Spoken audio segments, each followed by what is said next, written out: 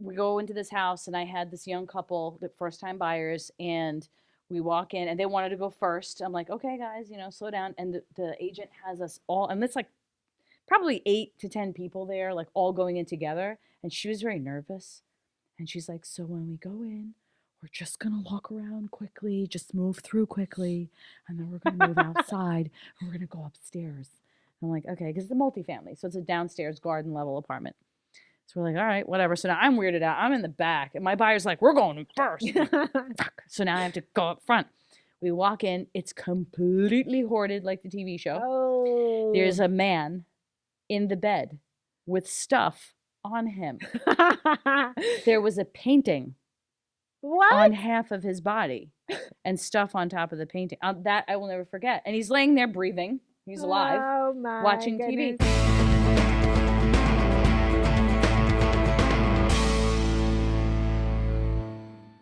So a couple months back, I was walking through a barn and we were hearing this like, and I was like, oh, I wonder what that is. And I'm walking with the buyers and we keep hearing it. So I'm like, oh, I think it's coming from here. And I kick the shelf and a freaking squirrel attached itself to my leg. Oh, no. And I like stood there frozen in time. Like I didn't even know what to do. I was just like, oh my God, I hope it doesn't bite me.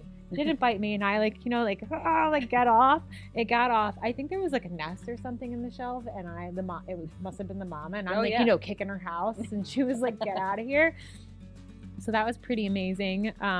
Yesterday I was meeting some clients at a house. And I had gotten there a few minutes early. So I had, opened everything up, poked around. It was vacant. And they're working with a VA loan.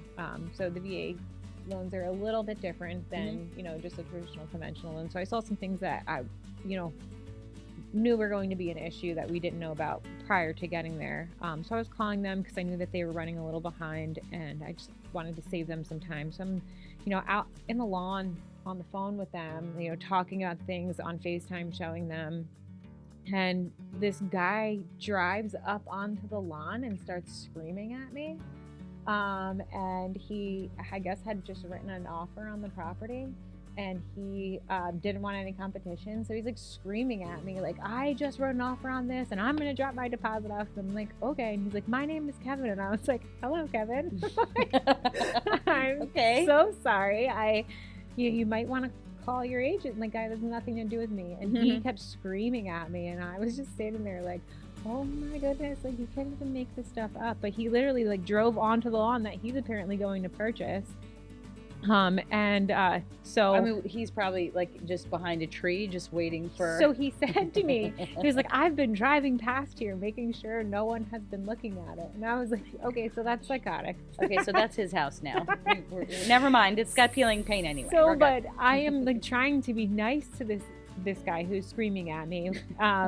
And my buyers are still on the phone with me, and we had already walked through the house. And when we were walking through the house, there were some water issues down in the basement. So I have my buyers on my phone like, all right, calm down, Kevin. Enjoy swimming in your basement. And I'm like trying to like keep a straight face. And I was just like, oh my goodness. So I'm like on the phone with my clients the whole time. He leaves.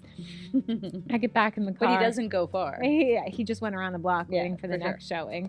But yeah, that was definitely quite interesting. It scared me. I've never heard anything like that. Yeah, that's it was great. like, whoa, you're driving on your own lawn. Like, this might be the septic. Like, yeah, right? You don't even know. I mean, you wrote an offer and then you broke it. Yes, that was pretty amazing. Never a dull moment, that's for sure. Was he a downstater or not? No, local? I think he was local. He didn't want any downstaters. In his chaos of madness screaming at me, he had said that he lives right around the block and he's going to buy this out and he's going to rent it. So I guess the tenants will enjoy swimming in the basement. Yeah, he doesn't care because he's not going to live there. Yeah. Interesting. Yeah. But the stories are endless, I feel like. Real estate is just one of those things where, like, every single day you're like, wow, that was crazy. Yeah, I didn't think that could happen. Well, that's what it is. It's like every, in the city I had one building, same seller, same attorney, same closing attorney, same management company. But the buyer was different, and we did multiple units together. Every single deal was completely different. even though me and my seller and our team was exactly the same. 36 different times, it was completely unique. Yep. And my seller would say, like, what's wrong with this buyer? I'm like, there's nothing wrong. This is a different experience every single time. Everyone's going to have a different, I don't know, way of conducting themselves, a different way of processing stress. Yeah, so we meet people. Yeah. But that's the best part of it. I feel like I feel like my favorite part of real estate is the people, for sure, and the places that I get to go with people. Because I meet people that I probably never would cross paths with if it weren't for our situations. Sure.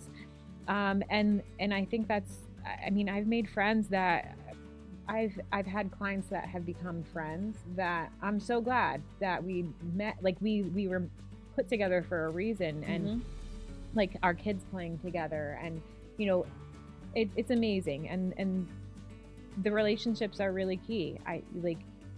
No one does handle the same thing. No one handles a situation the same way, right? And you just like build these relationships with people, a trusting relationship with people.